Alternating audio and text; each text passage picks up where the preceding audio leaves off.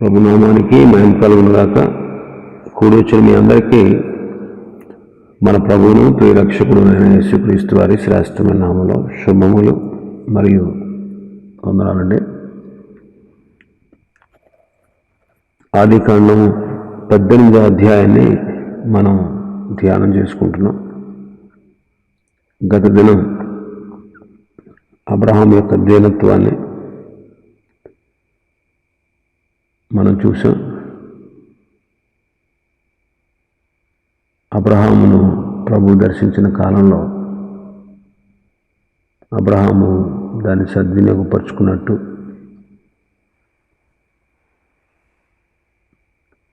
సమృద్ధిగా వారికి ఆతిథ్యాన్ని ఇచ్చి కొంచెమే అని పలుకుతున్నట్టు, ఎంతో శ్రద్ధాభక్తులతో భార్యాభర్తలిద్దరూ ఆతిథ్యం ఇచ్చినట్టు, వారు ఏక మనసుతో పరిచర్యలో పాల్గొన్నట్టు మనం తెలుసుకున్నాం. వాళ్ళు చూపించినటువంటి ప్రేమకు, వాళ్ళు ఇచ్చిన ఆతిథ్యానికి ప్రభు అత్యధికంగా వారికి ఒక వాగ్దానాన్ని చేస్తున్నాడు. దేవుడు ఎప్పుడైనా సరే రుణపడడు. మనం ఇచ్చేది కొంచెమైనా దేవుడు అత్యధికంగా ఇస్తాడు. అబ్రహాము చేసిన విందు విలువైనదే. అబ్రహాము చేసిన విందు విలువైందే. అయితే దేవుడిచ్చింది అంతకంటే విలువైంది, అంతకంటే విలువైంది.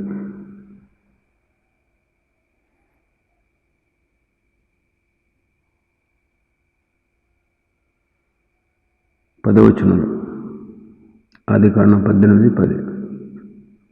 అందుకైనా మీదటికి ఈ కాలమున నీ వద్దకు నిశ్చయంగా మరలా వచ్చేదను.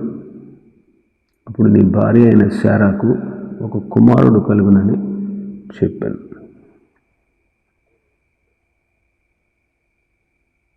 నీ భార్య అయిన శారాకు ఒక కుమారుడు కలుగును. కుమారుని కంటే సాటి అయినది ఇంకోటి ఏదైనా ఉందా? అబ్రహాము విందు చేశాడు ప్రభువుకి. దేవుడు కుమారుని ఇస్తున్నాడు. ఎలీషా కాలంలో కూడా షూనేము పట్టణంలో ఉన్నటువంటి ఘనురాలు ఎలీషాకు భోజనం పెట్టింది, గది సిద్ధపరిచింది. గదిలో బల్ల, మంచం, పేట, దీపస్తంభం ఉంచింది.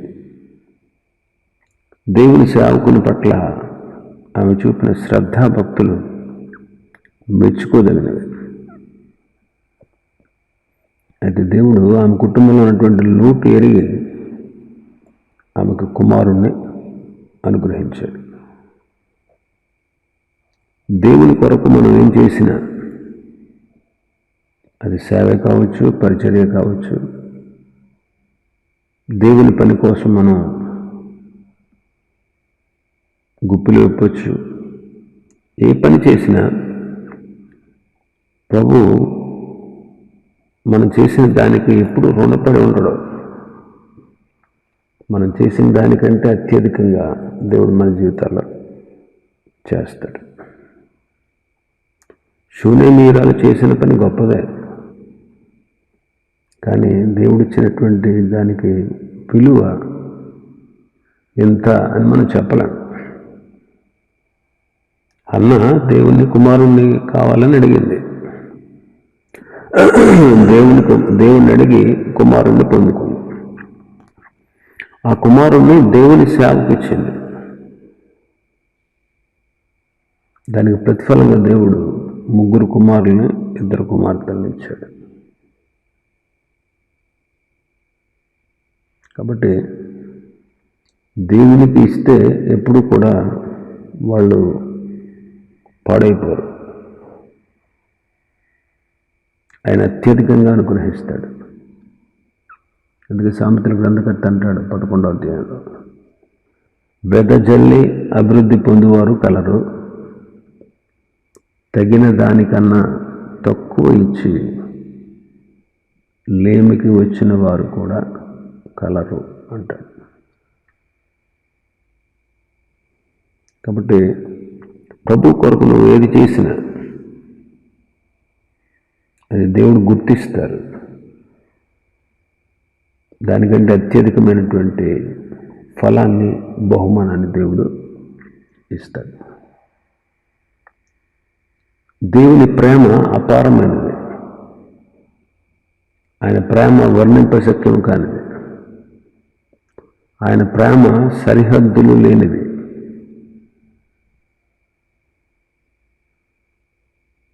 కాబట్టి తన పిల్లలైనటువంటి మనకి దేవుడు సమస్తాన్ని అనుగ్రహిస్తున్నాడు.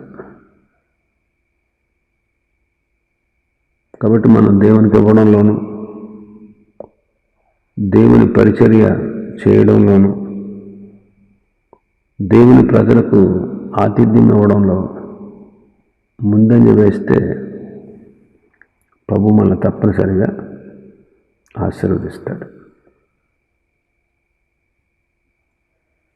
11-12 వచనాలు మనం చూస్తే, అబ్రహాము శారయులు బహుకాలం గడిచిన వృద్ధులై ఉన్నది. స్త్రీ ధర్మము శారాకు నిలిచిపోయింది. శారా, నేను బలము ఉడిగిన దానినైన తరువాత నాకు సుఖము కలుగునా, నా యజమానుడును వృద్ధుడై ఉన్నాడు కదా అని తనలో నవ్వుకొనెను. నేను బలం ఉడిగిన దానను, నాకు సుఖము కలుగుతుందా? నాకు 90 ఏళ్ళు, నా పెనువెంటికి 100 సంవత్సరాలు. స్త్రీ ధర్మం నాలో నిలిచిపోయింది. ఇలాంటి నాకు సంతానం కలుగుతుందా అని నవ్వుకున్నాడు. 17వ అధ్యాయంలో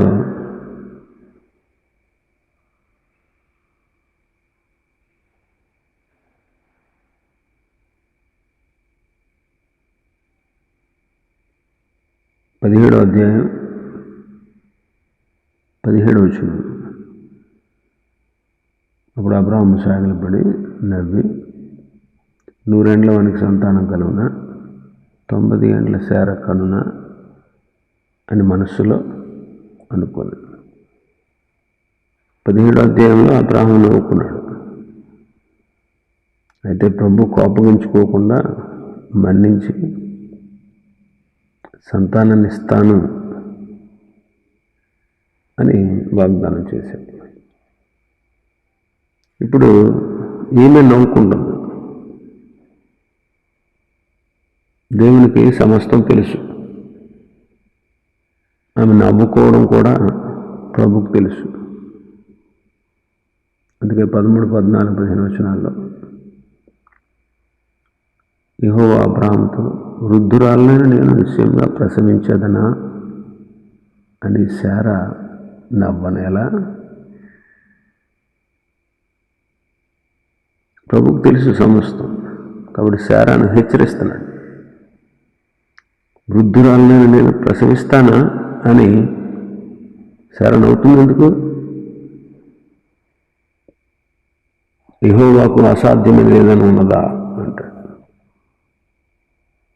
యెహోవాకు అసాధ్యమైనది ఏదైనా కలదా?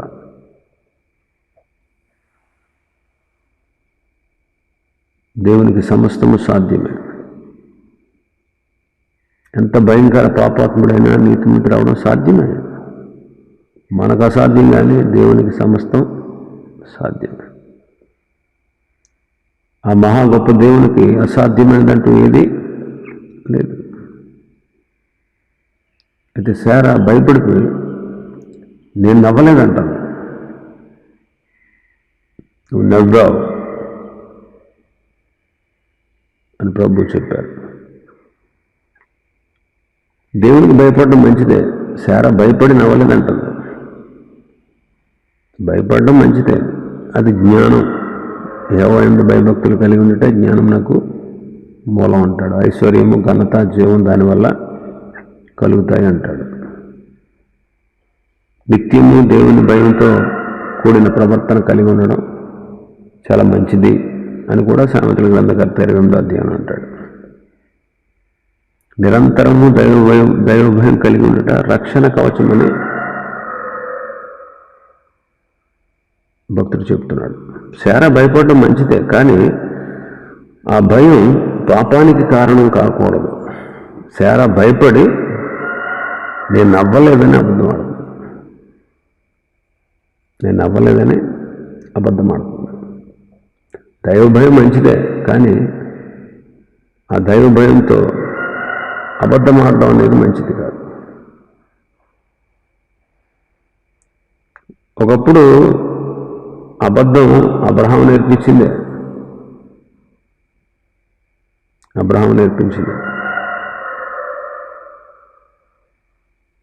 ఇప్పుడేమో నవ్వలేదని అబద్ధం ఆడదు. అబ్రహాము నేర్పించినప్పుడు మనుషులతో అబద్ధం ఆడింది, ఇప్పుడు దేవునితో అబద్ధం ఆడుతుంది. దేవుని దగ్గర ఏది మనం దాచలేం. కాబట్టి ప్రభు ఆమెను గట్టిగా గద్దించవలసి వచ్చింది.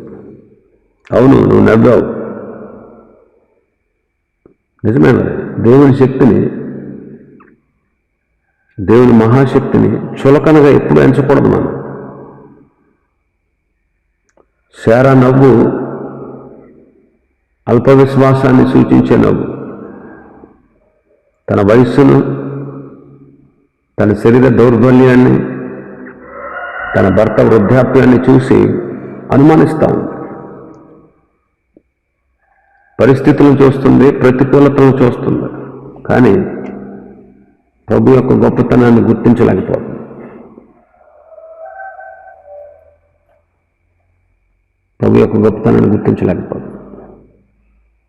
మనం కూడా అంతే. పరిస్థితులను చూస్తాం, ప్రతికూలతలను చూస్తాం, దేవుని శక్తిని గుర్తించలేం. ఇది మంచిది కాదు. దేవుని శక్తిని మనం ఎల్లప్పుడూ గుర్తించేవారుగా ఉండాలి.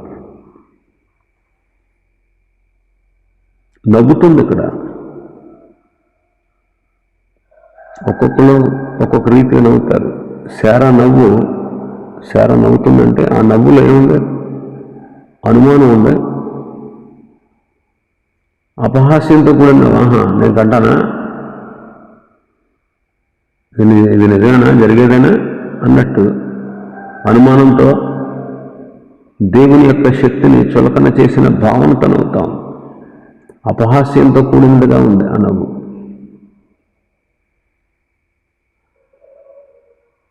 చాలా రకాల నవ్వులు ఉంటాయి. కొంతమంది మనసులో దుఃఖం ఉండొచ్చు, పైకి నవ్వుతూ ఉండొచ్చు.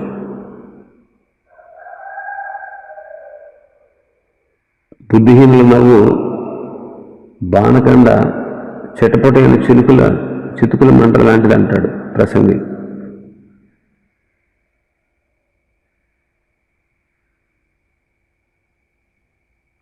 దేవుని వాక్యంలో కూడా దేవుడు నవ్వుతున్నాడంట. నవ్వు 4 రకాలు, పలు విధాలుగా ఉంటుంది నవ్వు. కొంతమంది అపహాస్యంతో నవ్వుతారు, కొంతమంది అనుమానంతో నవ్వుతారు, కొంతమంది భక్తిహీనంగా ఉండి నవ్వుకుంటూ ఉంటారు, కొంతమంది హృదయంలో దుఃఖమున్న పైకి నవ్వుతూ ఉంటారు. పరిశుద్ధ గ్రంథంలో దేవుడు కూడా నవ్వుతున్నాడు. 2వ కీర్తనలో మనం చదివితే భూరాజుల అధిపతులు ఏలికలు ఏకీభవించి తిరగబడుతున్నారు. ఆకాశం ఉంది ఆశీనుడు అయిన వాడు నవ్వుతున్నాడు. ఏలికలు ఏకీభవించి ఆలోచన చేస్తున్నాడు. భూరాజులు యెహోవాకు ఆయన అభిషక్తునికి విరోధంగా నిలబడ్డారు. ఆకాశం ఉంది ఆశీనుడైన ప్రభు నవ్వుతున్నాడు.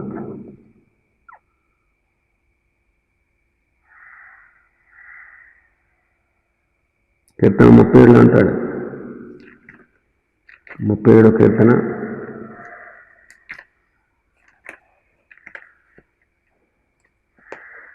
13 వారి కాలం వచ్చుచుండుట ప్రభు చూచున్నాడు, వారిని చూచి ఆయన నవ్వుచున్నాడు.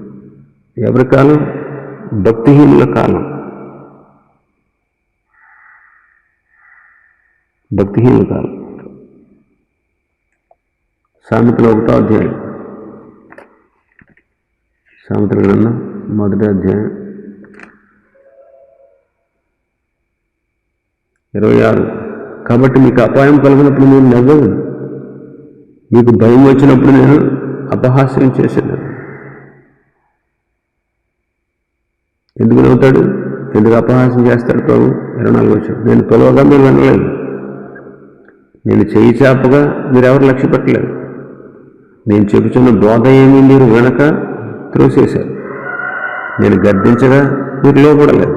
కాబట్టి మీకు అపాయం కలిగినప్పుడు నేను నవ్వుతాను, మీకు భయం వచ్చినప్పుడు నేను అపహాస్యం చేస్తాను.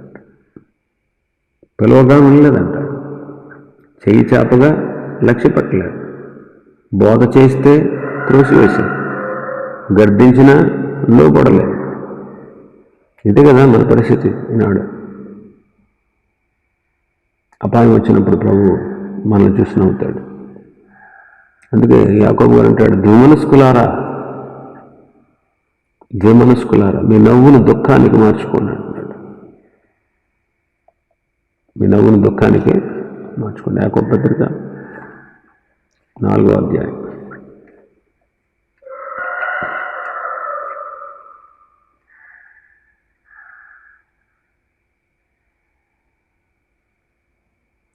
నాలుగో అధ్యాయం 8.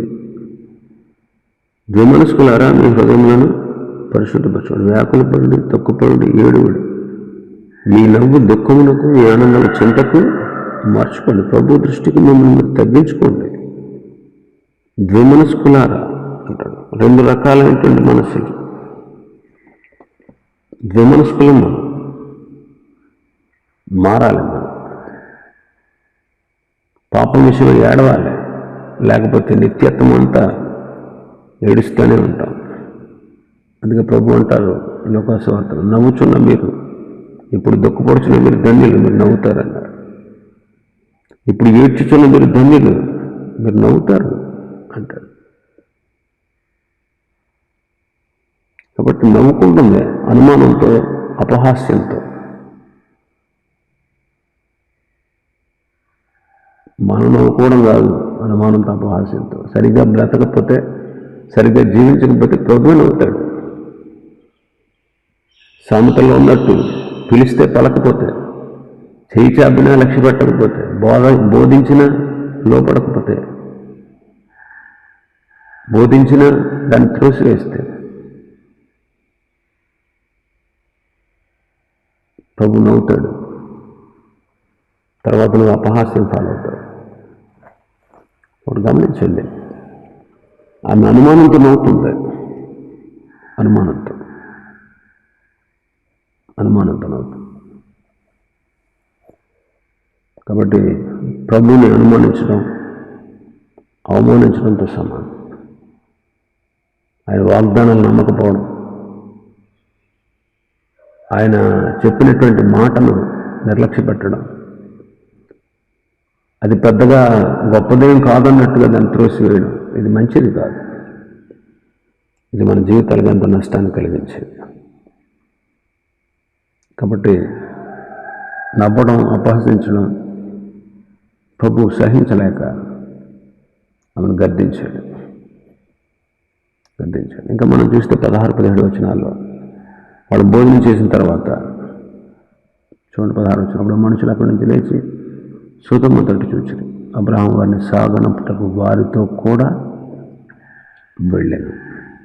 సాగనంపుచున్నాడు. ఇందులో కొన్ని విషయాలు ఉన్నాయి. నేను చేయబో కార్యము అబ్రహాముకు దాస్తానా అంటున్నాడు. దేవుడు ఎప్పుడైనా సరే తన భక్తులకు తెలియకుండా ఏ కార్యం చేయడు. తన భక్తులకు తెలియకుండా ఆయన ఏ కార్యం చేయడు. నేను చేయబోయే కార్యాన్ని అబ్రహాంకు దాస్తానా అంటున్నాడు ప్రభు.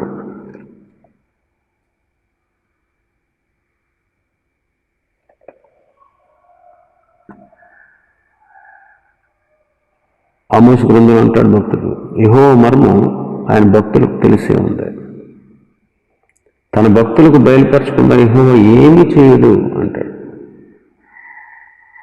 ఈ రోజుల్లో మనం కూడా ప్రభు మీద సంపూర్ణంగా ఆధారపడితే దైవ గ్రంథంలో దాచబడినటువంటి అతి శ్రేష్టమైన మర్మాలని ఆయన మనకు బయలుపరుస్తాడు. చేపలు పట్టేటువంటి పామరులకు అతి శ్రేష్టమైన అత్యధికమైనటువంటి మర్మాలు ఆయన బయలుపరిచారు. వాళ్ళు రాసిన రాతలు నేడు ప్రపంచంలో అనేకులకు ఆశీర్వాదకరంగా ఉన్నాయి, ఆదరణకరంగా ఉన్నాయి, ఆనందాన్ని ఇచ్చేవిగా ఉన్నాయి. కాబట్టి ప్రభు అనేకమైన సంగతులు మనకు తెలియజేస్తాడు. అబ్రహాముకు బయలుపరచడంలో దేవుని యొక్క ఉద్దేశం ఏంటంటే, అబ్రహాము యొక్క భవిష్యత్తును చూసినప్పుడు సమస్త జనులకు ఆశీర్వాదకరంగా ఉన్నాడు. కాబట్టి అబ్రహాం యొక్క ఆధిక్యతను చూసి దేవుడు బయలుపరుస్తూ ఉన్నాడు. 19వ వచనంలో మనం చూస్తే, ఎట్లనగా యెహోవా అబ్రహామును గురించి చెప్పినది అతనికి కలుగజేయనట్లు తన తర్వాత తన పిల్లలను తన ఇంటి వారిని నీతి న్యాయం జరిగించు యెహోవా మార్గమును గైకొనుటకు అతని వారికి ఆజ్ఞాపించినట్లు నేను అతన్ని ఎరిగాను. అబ్రహాము తన పిల్లలు తన ఇంటి వారు వాళ్ళందరూ కూడా నీతి న్యాయాలు జరిగించాలని, దేవుని మార్గాలు గైకోవాలని అతడు వారికి ఆజ్ఞాపించినట్లు నేను అతను ఎరిగి ఉన్నాను అంటున్నాడు దేవుడు. నిజమే, ఆ మాట వాస్తవం. అబ్రహాం భార్య అయిన శారా విశ్వాసంతో భక్తి శ్రద్ధలతో తర్వాత పెరిగింది. అబ్రహాం కుమారుడైన ఇస్సాకు ప్రార్థనాపరుడుగా ఉన్నట్లు మనం చూస్తాం ఆదికాండం 24లో. అబ్రహాము దాసుడు కూడా ప్రార్థనాపరుడే, ఒంటెలు కూడా మోకరించాయంట. ఎంత మంచి తర్ఫీదో చూడండి. మనం కూడా మన బిడ్డలకు ఇలాంటి తర్ఫీదు ఇవ్వవలసిన వారంగా ఉంది. అందుకే పౌలు గారు అంటాడు ఎఫెసీ పత్రిక 6:4 ప్రభు యొక్క శిక్షలను బోధలను మీ బిడ్డలు పెంచండి అంటాడు. 22వ అధ్యాయం సామెతల గ్రంథంలో, బాలుడు నలవలసిన త్రోవను వానికి నేర్పించు, వాడు పెద్దవాడైనప్పుడు అందులోంచి తొలగిపోవడం అంటాడు.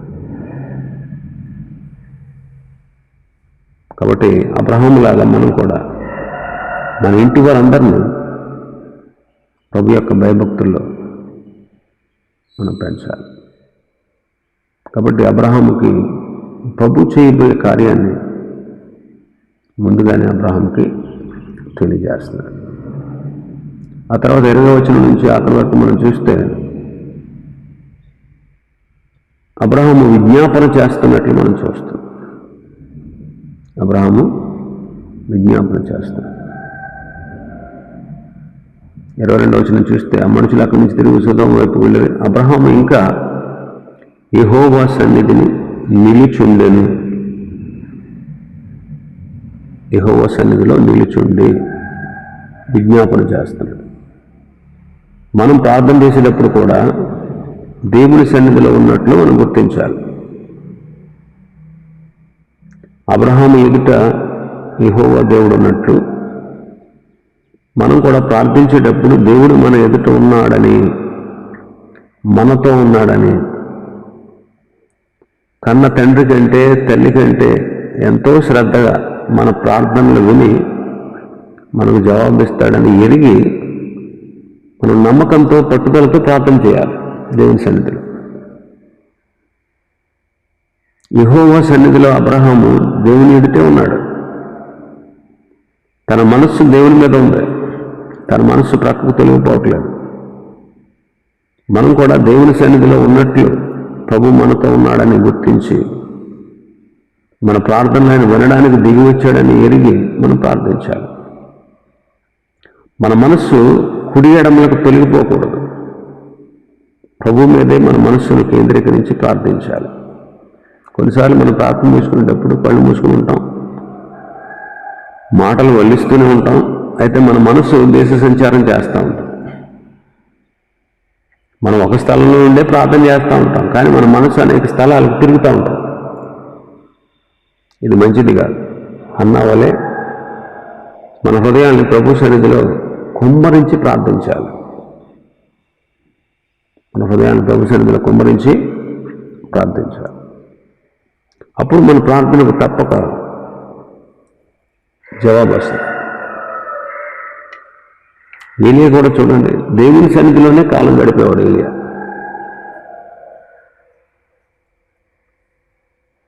దేవుని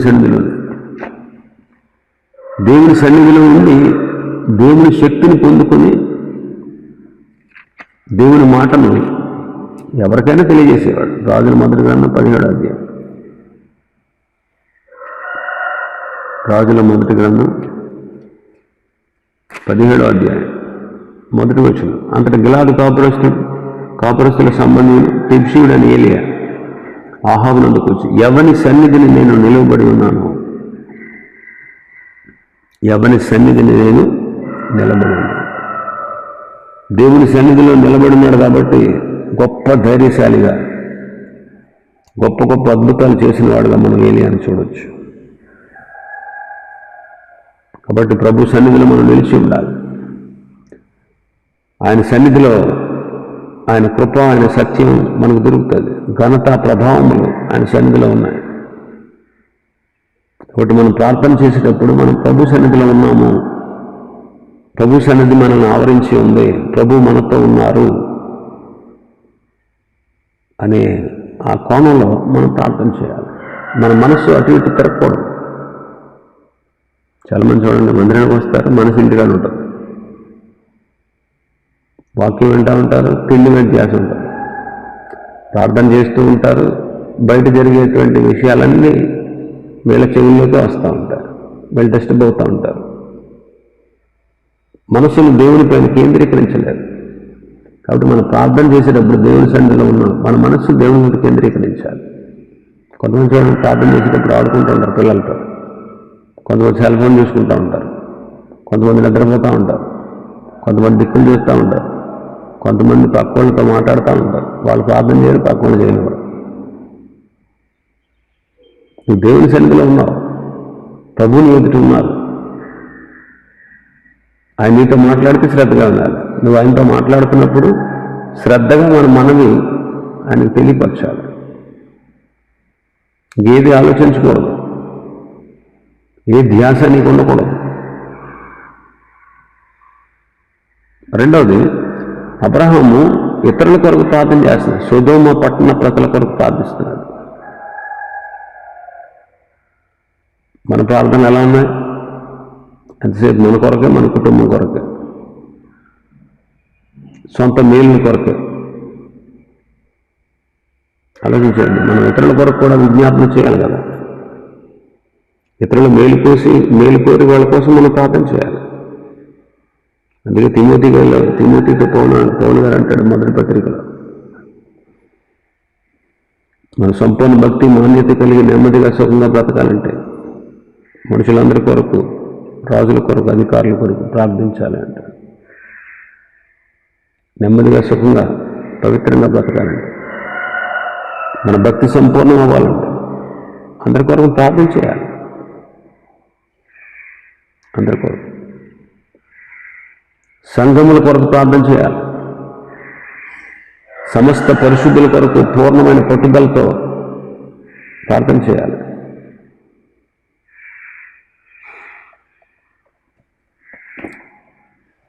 కొలస్సీ పత్రిక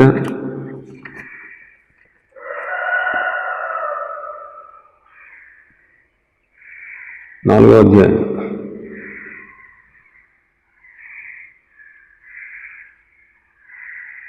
12వ అధ్యాయం 12వ వచనం 4:12. మీలో ఒకడు క్రీస్తు యేసు దాసుడైన ఎపఫ్రా మీకు వందనములు చెప్పుచున్నాడు. మీరు సంపూర్ణులను ప్రతి విషయంలో దేవుని చిత్తం వచ్చిన సంపూర్ణ ఆత్మనిశ్చయత గలవారిని నిలకడగా ఉండవాలని ఇతడు ఎల్లప్పుడూ మీ కొరకు తన ప్రార్థనలో పోరాడుతున్నాడు.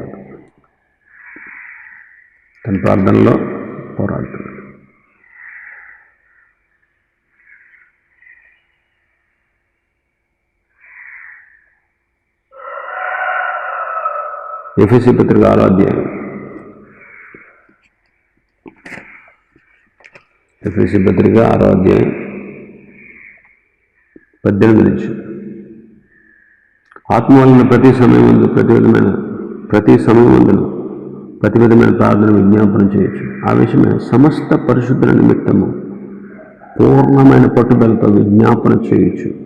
మెలకువగా ఉంది. సమస్త పరిశుద్ధుల నిమిత్తం పూర్ణమైన పట్టుదలతో విజ్ఞాపన చేయాలంటారు. వాడి సంఘాల కోసం, మన బంధువుల కోసం, సాటి విశ్వాసుల కోసం, సంఘం కోసం, దైవజనుల కోసం ప్రార్థించాలి. ఇక్కడ అబ్రహాము తన సహోదరుని కోల్పోయిన లోతు అతని కుటుంబం నాశనం కాకూడదనే ఉద్దేశంతో ప్రార్థిస్తున్నాడు. మనం కూడా అబ్రహామును పోలి మన బంధువులు నిత్యాగ్ని గుండానికి వెళ్లకుండా వేదనతో పట్టుదలతో ప్రార్థించేటట్లుగా మనం ప్రార్థించాలి. అబ్రహాం బతిమలాడినట్టు చూస్తున్నాడు, బతిమలాడుకున్నాడు. దీన్ని యాచన అంటారు. యాచించుట, గోజాడుట, మరల అడుగుట, దాన్నే యాచన అంటారు. ఇక్కడ 6 సార్లు ప్రార్థించాడు. మొదటిసారిగా 50 మంది ఉంటే రక్షించవా, రెండోసారి 45 మంది ఉంటే, 20 మంది ఉంటే, 10 మంది ఉంటే, ఇలాగ అబ్రహాము ఒక 6 సార్లు ప్రభుని అడిగాడు. మనం కూడా మన బంధువుల కొరకు, మన కుటుంబం కొరకు, మన సహోదరుల కొరకు, స్థానిక సంఘాల కొరకు, దేవుని సేవకుల కొరకు, సమస్యల కొరకు, సువార్తలేని స్థలాల కొరకు మాటి మాటికి మనం గోజాడాలి. విసుగక పూర్ణమైన పట్టుదలతో జవాబు వచ్చే వరకు ఓపికతో ప్రార్థించాలి. మన ప్రార్థన పరిశుద్ధాత్మ నడిపింపుతో కూడినదిగా ఉండాలి. మన ప్రార్థనలో వేదన ఉండాలి. అబ్రహాం 6 సార్లు అడుగుతున్నాడు. 6 సార్లు అడిగాడంటే అతని హృదయంలో ఎంత వేదన ఉందో. దేవుని మనస్సు ఎరిగి ప్రార్థించాడు. అక్కడ 50 మంది నీతిమంతులు ఉంటే కాయవా అంటే వెళ్తాను, చూస్తాను. 50 మంది నీతిమంతులు ఉంటే ఆ పట్టణం నాశనం చేయదు.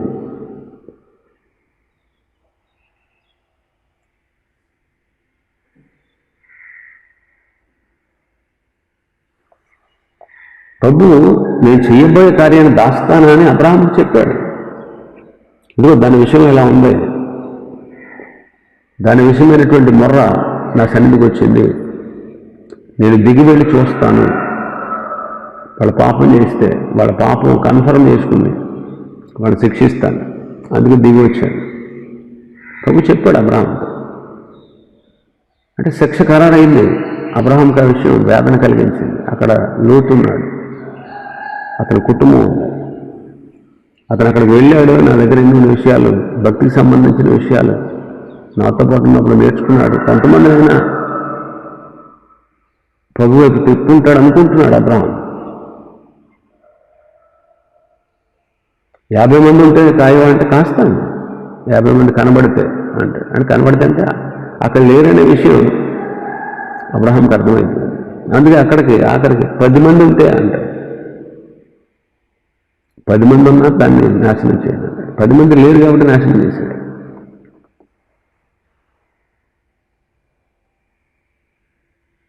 నాశనం చేయక కాయవా అంటాడు.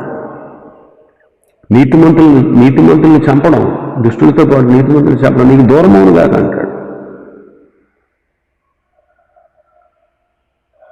వాగ్దానాలెత్తి ప్రార్థిస్తున్నాడు.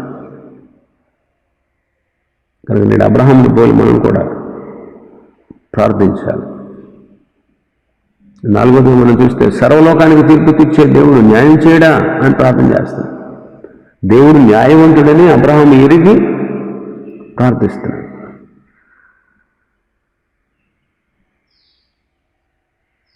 దేవదూతలు పాపం చేసినప్పుడు న్యాయమూర్తి అయినటువంటి ఆ దేవుడు పక్షపాతం లేకుండా వారికి తీర్పు తీర్చి, పేతురు రాసిన పత్రిక 2వ పత్రిక 2వ అధ్యాయం 4వ వచనం ప్రకారం కటిక చీకటి గల బెలములో వాళ్ళని త్రోసివేసి భద్రపరిచాడు. కొరింథీ పత్రికలో పౌలు గారు అంటాడు, మీరు దేవదూతలకు తీర్పు తీరుస్తారని తెలియదా మీకు అంటాడు. యెహోషువ కాలంలో భ్రష్టులైనటువంటి ప్రజలకు తీర్పు తీర్చి ఆ కనాను దేశాన్ని నుంచి వాళ్ళని వెళ్ళగొట్టి నాశనం చేసి ఆ కనాను దేశాన్ని ఇశ్రాయేలుకి ఇచ్చాడు. తీర్పు తీర్చుడులో దేవుడు న్యాయవంతుడు, నీతి న్యాయములు కలిగిన వాడు. అలాగే సొదొమ ప్రజలు భ్రష్టులై చెడిపోయినప్పుడు దేవుడు ఓర్చి ఓర్చి ఓర్చి ఖడ్గం కాదు కానీ వాళ్ళ మనకి అగ్ని కురిపించాడు. కాబట్టి అబ్రహాము దేవుడు తీర్పు తీర్చడంలో న్యాయవంతుడు అనే విషయాన్ని తెలుసుకుని ఎరిగి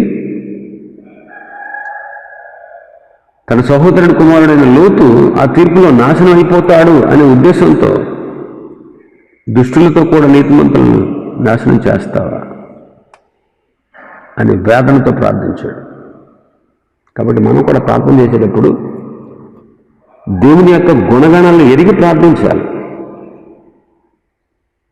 ఇంకా మనం చూస్తే 5వదిగా అబ్రహాము ఎంతో తగ్గించుకుంటున్నాడు. 27వ వచనం, ధూళిని బూడిదనైన నేను అంటాడు.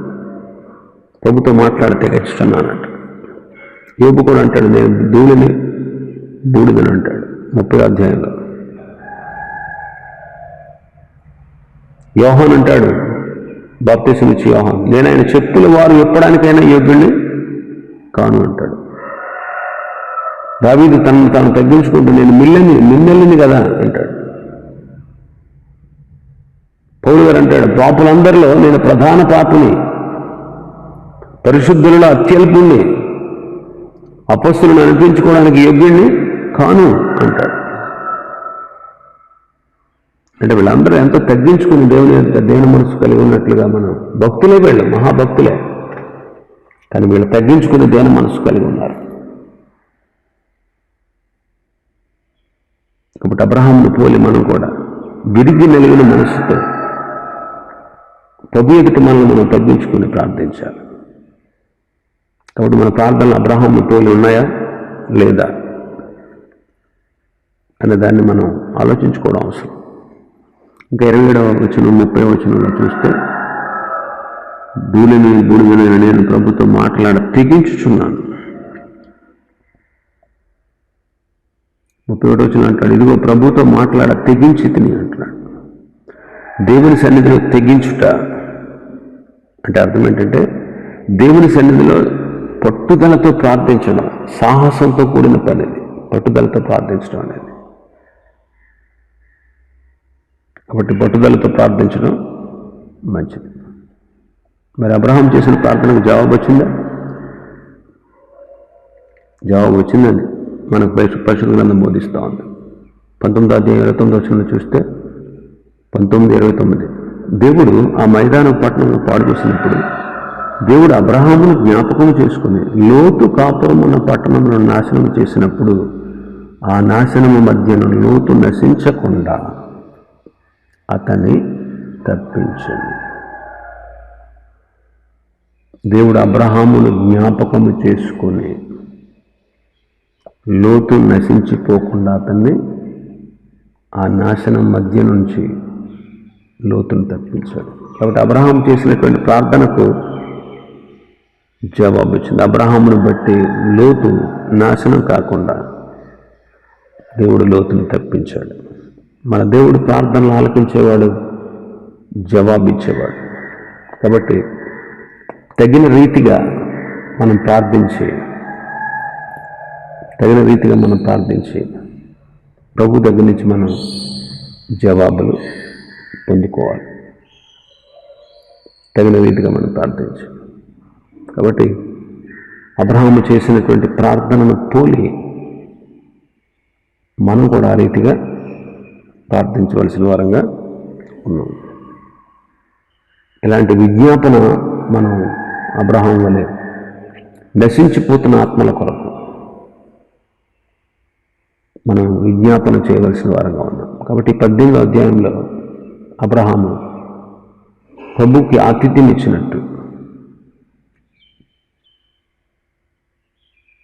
ఎరుగుకుండానే అనుకోని రీతిగా ప్రభుకు ఆతిథ్యం ఇవ్వడం, ప్రభుకు ఆతిథ్యం ఇచ్చి ప్రభు ఇచ్చేటువంటి గొప్ప వాగ్దానాన్ని స్వతంత్రించుకున్నట్టు, అలాగే విజ్ఞాపన చేసి నాశనకరమైన స్థితిలో ఉన్నటువంటి లోతుని అతని కుటుంబాన్ని ప్రభు విడిపించేటట్లుగా విజ్ఞాపన చేసినట్టు అబ్రహాము జీవితంలో మనం చూస్తున్నాం. అలాగే అబ్రహాంను పోలి మనం కూడా ఆతిథ్యం ఇచ్చేవారుగా, విజ్ఞాపన చేసేవారుగా ఉందాం. దేవుడి మాటలు మన వెనుకడిలో ఆశీర్వదించును గాక. ఆమేన్.